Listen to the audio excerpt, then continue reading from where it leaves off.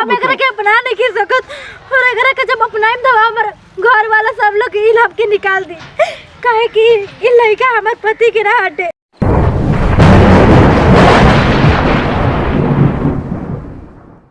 ए बाबू हमरा के बोले माफ करिया लेकिन हम अपन घर में इज्जत बचावे खातिर हमके ही करे के पड़ी।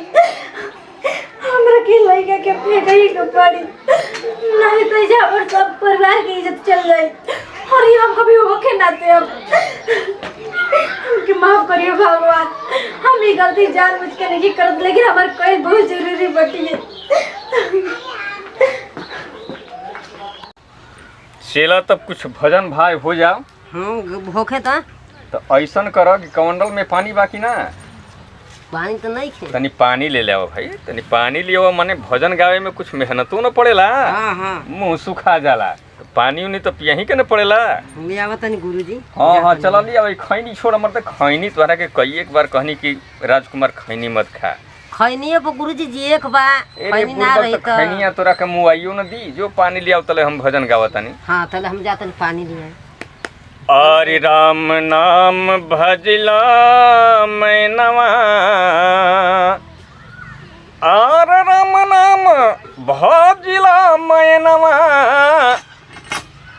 आर भरम मिट जाइनु ये राम आर्य काम क्रोध मदना सतई हैं भरम टूट जाइनु ये राम आर्य काम क्रोध मदना सतई हैं भरम टूट जाइनु ये राम आर झूठ बा जगत के प्रीतिया केहूँ न कामे आइनु ये राम।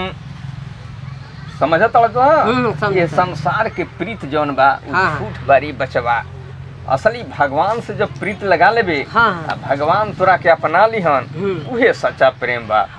तो झूठ बा जगत के प्रीतिया आर केहूँ न कामे आइनु ये राम आर काम क्रोध मदना सतई हैं भरम टूट जाइनु ये राम आर काम क्रोध मदना सतई हैं भरम टूट जाइनु ये राम।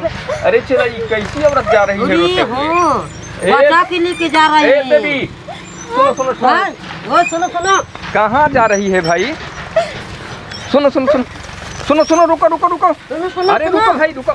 देखिए बाबा हम कुछ भी कर जाते बानी लेकिन ड्राइवर सब और चक्कर मत पड़ जाए ठीक बानू।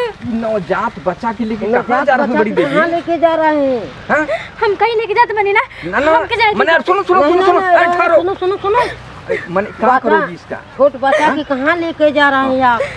ई लगा के हम फेंके जाता नहीं मुंह में जाता बानी। नहीं अरे मानो कौन कितना मने तपस्या से मिलेला एकरा के हम एकरा के अपना नहीं कर सकत और एकरा के जब अपनाइम तो हमर घर वाला सब लोग ई लाभ के निकाल दी काहे कि ई लड़का हमर पति के ना हटे बल्कि हम कुआरे में प्यार करते रही। जीव जीवात्मा जब भैया आ गइल बाटे तो एकरा के तुम मुआवा तड़ू। अरे द भैया तोहरा बस के लिखे तो परिवार के बचाए खातिर हम कुछ भी करे के देती बानी और हम लड़का के मारे खातिर जब सुनो सुनो सुनो सुनो एकर हम समाधान तोहरा के बताओ तनी। ई बच्चा तब हमरा के दे द अब तू जा भैया ई बच्चा के परवरिश हम करब समझलू।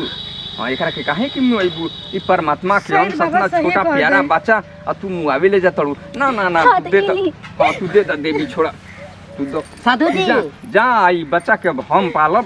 हाँ साधु जी बच्चा के ले हम अकेले चले के पोसे हमरा कभी ना देखे के एकदम ई लइका तोहरा पास ना जाई कबो। तू जा तू अपना रास्ता से जा। हां तू जा चला साधु जी हमनी के ले चला जा पोसल जा बच्चा के बच्चा के ले चला जा पढ़ावा जा लिखावा जा एकदम एकदम हमनी के एक दिन कामे आई एकदम कामे आई चला चला चला चला चला चला ई इतना सुंदर बच्चा बड़ा सुंदर मिल गइल लाल हमनी के बड़ा तपस्या से मिले न सब खाती ले जात रहे।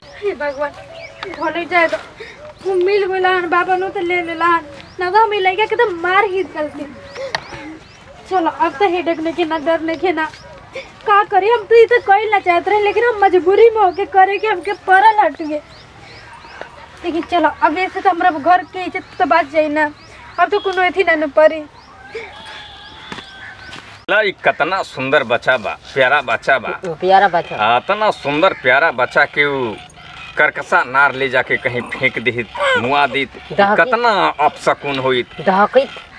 एगो बात बचेला कि लड़का तो कुछ खाई ना, एकरा खातिर दूध के व्यवस्था करे के पड़ी, जरूर करे के पड़ी। बिना दूध के कैसे ना एकर क्षुधा तृप्त ना होई ना कोई तो हम तोहरा के कहतनी कहे कमंडल के पानी जौन बा तौन गिरावे जे।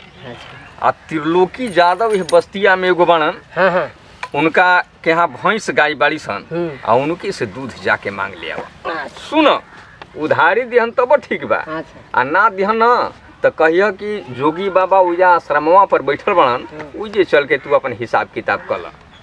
हाँ तो तू लेके आवे बच्चा खातिर दूध, अब एकरा के कैसहू पाल पोस के बड़ा कइल जा, बड़ा कइल जा। ई बहुत बड़ परमार्थ होई रे बच्चा, चलवा कामे आई ई बहुत बड़ परमार्थ होई। बिगड़ल हां कतना भागे हमनी को उठा लेनी। पूर्वकवा देख लड़का खातिर कहाँ कहाँ आदमी जाता, कौन कौन तपस्या करता, अब तब लाल प्राप्त नहीं होता। परमात्मा के मेहरबानी से बच्चा आइल बा, ओकरा के उ नार फेंक देले रही, कतना अपशकुन होइत। जो जो चला जल्दी जाके दूध लिया दूध। हाँ कतना ई सुंदर बच्चा बा, आई सुंदर बच्चा के उ नार फेंक देले रही। हमरा रास्ता से गुजरत रहे, यदि ओकरा के ना रोकले रहती, आई बच्चा के ना लेले रहती तो हमरो ऊपर कतना भयंकर दोष पड़ित, परमात्मा हमरा के माफ़ ना करतन। चल परमात्मा के लाख लाख शुक्र कि उ नार यही रास्ता से गुजरल आ हमार दृष्टि एकरा पर पड़ल।